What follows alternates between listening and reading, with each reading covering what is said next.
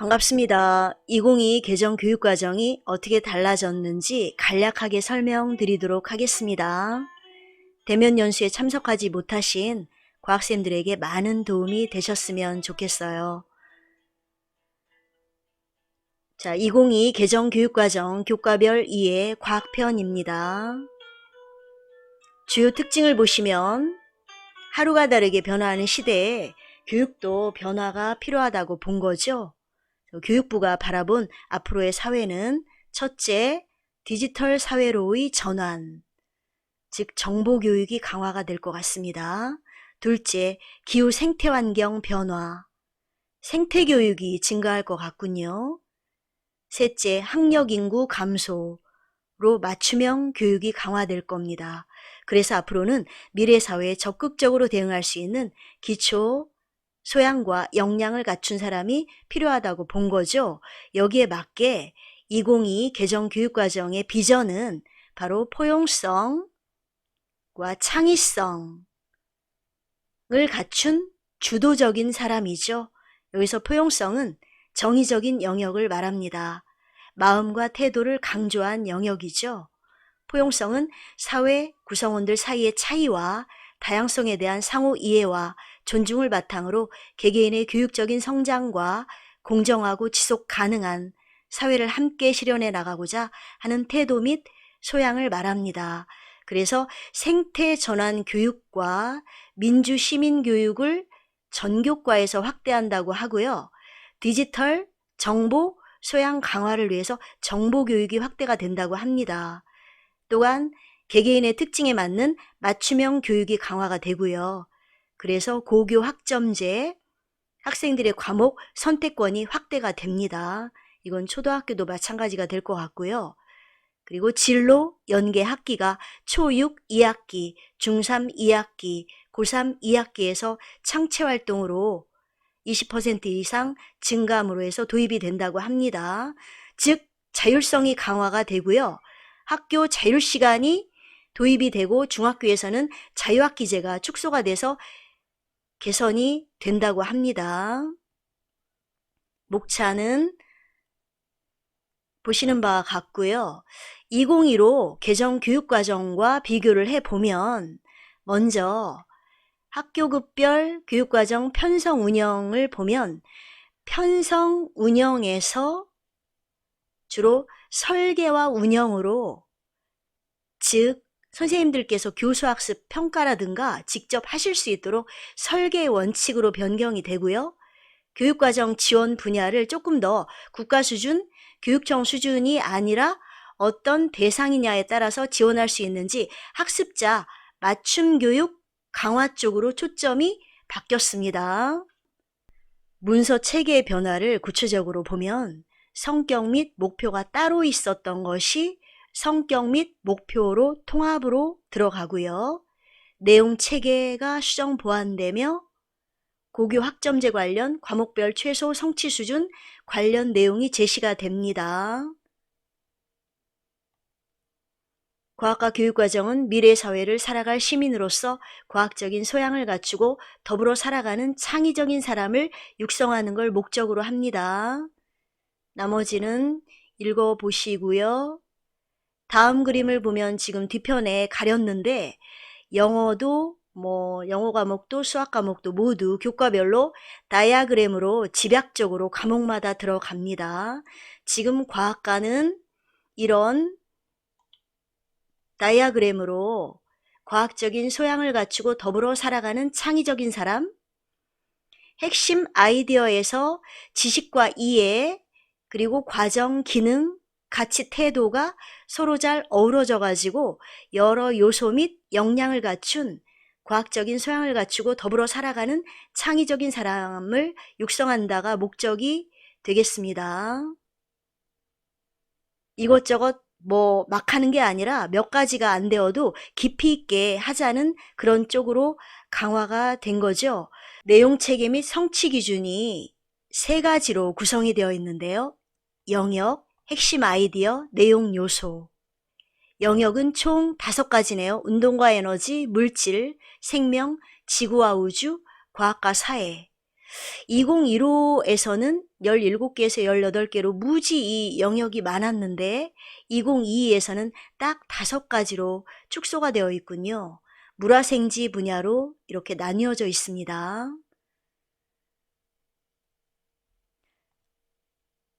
성취 기준은 지식 이해, 과정 기능, 가치 태도. 2015보다 가치 태도라는 부분을 집어넣어서 보다 3차원적으로 구성을 하고 있습니다. 지금 화면에 보시면 물질 영역을 예를 들어 하나 가져와 봤는데 영역마다 핵심 아이디어가 있고 지식 이해, 과정 기능, 가치 태도로 나누고 중학교 과정에서의 내용이 이렇게 들어가는군요. 과정 기능을 보게 되면 가설 설정, 탐구 설계, 결론 도출, 자료 해석 이런 과학 탐구 기능 위주로 들어가 있습니다. 가치 태도를 보시면 심미적인 가치, 개방성, 윤리성 이와 같은 태도나 행동으로 할 수 있는 것들이 들어가 있습니다. 즉 이것저것 막 하는 게 아니라 몇 가지가 안 되더라도 깊이 있게 하자는 그런 쪽으로 강화가 됐습니다. 핵심 아이디어 보시면 영역별 주요 과학 개념, 원리, 일반화된 지식, 그래서 해당 학습에 초점을 부여하고요. 깊이 있는 학습을 가능하게 하는 거에 토대를 두고 있다고 합니다. 성취 기준을 보시면 학습한 결과가 궁극적으로 할 수 있기를 기대하는 도달점, 즉 핵심 아이디어에서 3가지 부분, 지식 이해에서는 무엇을 알고 이해해야 되는지 개념 원리고요. 과정 기능에서는 교과 내용을 가지고 할 수 있어야 하는 구체적인 능력을 어떻게 라는 부분이 강화가 됐고요. 가치 태도가 특히 교과를 통해서 기를 수 있는 고유한 가치와 태도, 내면화되는 가치가 강화가 됐다고 합니다. 성취 기준을 예시로 지금 보시면 물질의 상태와 물리적인 성질이 변한다가 핵심 아이디어인데요. 여기에 따라 지식 이해는 여러 가지 이제 요소들이 들어가고요. 과정 기능에 관찰하고 모형을 이용해서 현상을 설명하거나 예측하기, 가치 태도에서는 여러 가지 감수성, 개방성 것들이 강화가 됐습니다. 2015와 실제로 비교를 해보면 2015에서는 주로 설명할 수 있다, 발표할 수 있다라면 2022에서는 추론하고 분석하고 조사하고 실천할 수 있다. 수업을 하려면 보다 더 수업의 방향이 변화되어야 되겠다는 그런 생각이 들었습니다. 단원 순서의 변화를 보면 중학교 1학년을 먼저 보시겠습니다. 첫 번째 단원이 바로 과학과 인류의 지속 가능한 삶이군요. 기존에 중학교 3학년 마지막 단원이었죠. 이게 이제 1번으로 오게 됩니다. 자유학기가 시작이 되면서 필요한 단원인 것 같아요. 2번 생물의 구성과 다양성. 예전에 이게 생물의 다양성이었죠. 구성과 다양성으로 바뀌었고요. 여기에 이제 세포의 내용까지 추가가 되는 거죠. 그 다음 3단원은 중2 10단원이 바로 1학년으로 내려옵니다. 4, 5, 6단원은 다소 순서가 좀 바뀌죠. 바람직하게 순서가 바뀌는 것 같군요. 7단원은 태양계, 2학년 때 태양계가 바로 1학년으로 내려오는군요. 자, 그 다음에 2학년 과학은 1. 물질의 특성, 그 다음 2. 직권의 변화, 기존 1학년께 2학년으로 올라왔죠. 지구 내부 구조와 빛과 파동이 중2로 올라가면서 보다 내용이 알차게 될 것 같습니다. 식물과 에너지, 동물과 에너지, 전기와 자기 그대로 있고요. 마지막에 별과 우주가 3학년 것이 2학년으로 내려왔습니다. 다음 3학년 과학은 1. 화학 반응의 규칙성, 2. 날씨와 기후변화, 그 다음에 3. 습관과 해수의 순환이 2학년께 3학년으로 올라왔죠. 그 다음에 운동과 에너지 전환이 기존은 따로 있었는데 이번에 합쳐졌군요. 그 다음 자극과 반응, 생식과 유전 그대로고요. 뒤에 7, 8이 이게 2학년, 1학년 끄트머리에 있던 것이 3학년 뒤쪽에 붙어 있게 됩니다. 3학년 2학기 진로 연계 학기로 수업하면서 보다 수업이 수월해지지 않을까 그렇게 생각이 됩니다. 교수학습의 방향은 탐구 질문으로 수업이 어떻게 바뀌었는지 한번 봅시다. 깊이 있는 학습이 이루어지도록 적절하고 다양한 일상생활 소재나 실험 실습의 기회를 학생들에게 제공하여 실제적인 맥락에서 문제를 해결할 수 있는 경험을 할 수 있도록 하고요. 학생의 능력 및 수준에 적합한 과학 과목의 교수학습 계획을 수립하고 온 오프라인 연계 수업을 실시할 수 있도록 그렇게 한다고 합니다. 교수학습의 강조점은 요 세 가지, 삶과 연계한 학습, 교과 간 연계와 통합, 학습 과정에 대한 성찰, 이거를 플러스해서 보다 더 깊이 있는 학습을 할 수 있도록, 즉 지식으로 끝나지 않고 탐구와 사고를 통해서 영어 과목도 미술 과목도 모두 탐구해야 된다고 합니다. 즉 탐구를 통해서 학생들이 주도적으로 학습을 해 나가야 한다는 거죠. 수업이 아니라 학습자가 학습이 되도록 하자는 거죠. 깊이 있는 학습은 바로 학생이 실제 맥락, 새로운 상황에서 적용하는 것을 가능하게 하는 겁니다.